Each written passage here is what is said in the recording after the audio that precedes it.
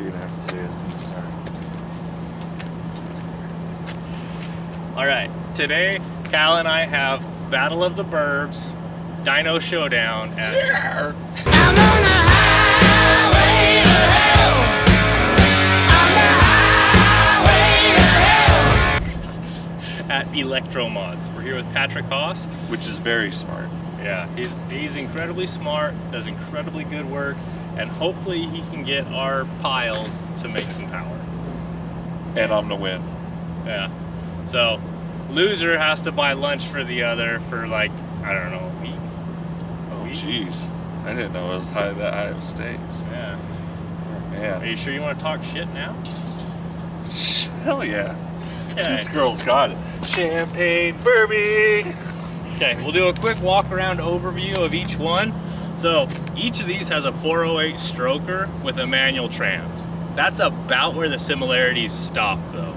This is obviously half-ton lowered, this is 3/4 ton lifted. And they serve different purposes, but we both want to hoon them, we both want to have fun. So this creation started, I don't know, probably 6 or 7 years ago. I started building this one after I had to sell my 85 square body that it was about 12 inches of lift and 40s, and we needed something more family friendly. And so I started with a 2000 Suburban, and I waited a while until I could find a 3/4 ton with less than 150,000 miles. This one was already lifted and already had these giant steps on it, so I figured, okay, this is a good starting point. Since then, I've changed the wheels a couple times. I did a cat eye swap off of an 05 Duramax, and that gets a lot of hate from the Suburban guys. And then I did move bumpers front and rear. They come in kits, you can just weld them up yourself. I did a full floater swap out of, so it's a 10.5 inch ring gear, full float 14 bolt that started as an open diff, and I've put an LSD limited slip in it. And then we threw a Z71 rack on top. We did a draw tight class 5 hitch. I don't have lights in the bumper yet, but it will have them. These awesome tires are definitely not my -52 offset Vision rocker wheels. I wish they were. It looks really sad right now. We had to switch to these because it won't fit on the dyno. Yeah, she was too thick. She's thick, she got cake. She a thick girl. And then the motor and trans setup in it, I had a 6.0 with a supercharger on it, and I did some Texas Speed ported 243 heads on a stock LQ4 block that put my compression right about 10.4 to 1, between 10.4 and 10.5, and then my pulley setup was set up to run between 8 to 12 pounds of boost. And sadly, that motor died not because I was being stupid with the boost, it was because of an injector failure, and it hydrolocked the motor and snapped a rod. And so after that one blew up, if I take stuff apart, I don't like to put it back together the way it was before. If it's apart, you should just upgrade it. And so I had Snow Performance here in St. George.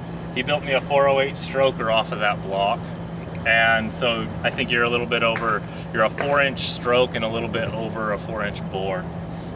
And then the transmission, clutch and transmission, I'm running a spec stage 2 clutch, and the trans is an NV4500 out of a 98 Chevy.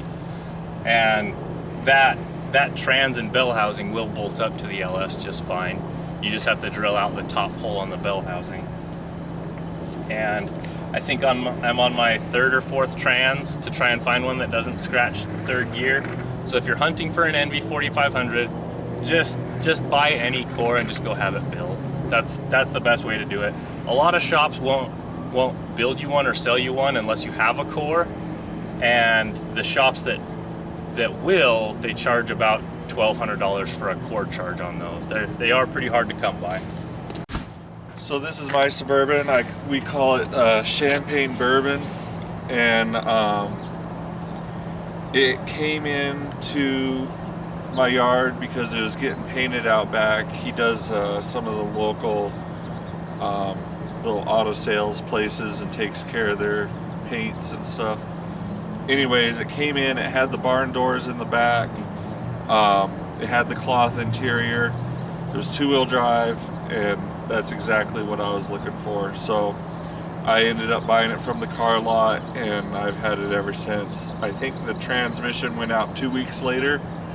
Luckily it didn't go out the first week because we hauled family all around Vegas in like 124 degree heat.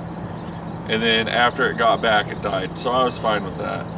And finally, I had Snow, same guy that built Jared's motor here, built mine. It's about the same motor, 408 stroker. I think I have 10.5 to 1 compression. It has LS or Texas Speed Stage 3 cam. Not too much else. We didn't really do any head work or anything like that. And then at that time I switched it to the 6-speed manual. It has a GTO 6-speed manual out of an 02. It has a McLeod clutch, aluminum flywheel. The rear diff has 534 gears. That's a lot of gear. That's a lot of gear, but I put in 411s, and it was I couldn't accelerate in 6th. It was basically purely an economy gear, which I don't need. And so we put in the 534s, Yukon Posse, and there's not much else done to it, but it's just a really fun vehicle to drive. I don't know why GM never put a manual trans in these. Good morning, Patrick. Hi. This is Patrick Haas. Tell us a little bit about your company.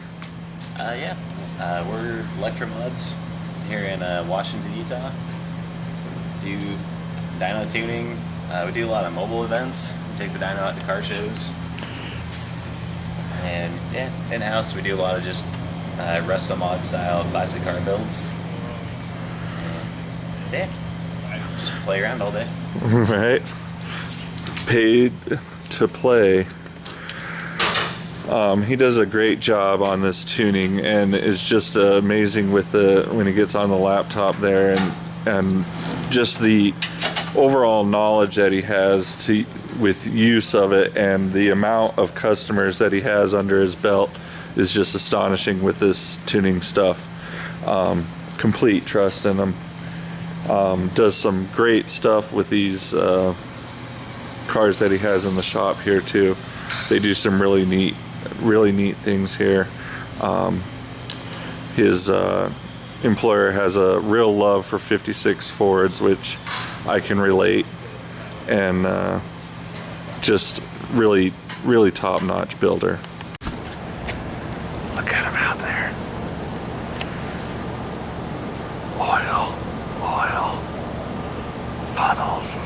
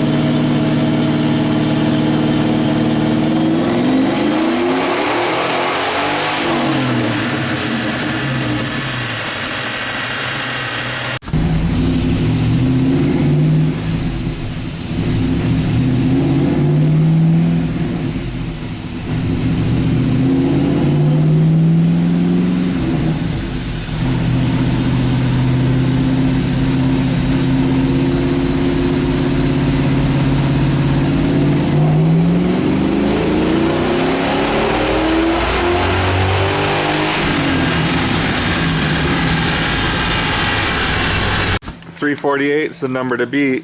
How do you feel? Those are rookie numbers. Just kidding.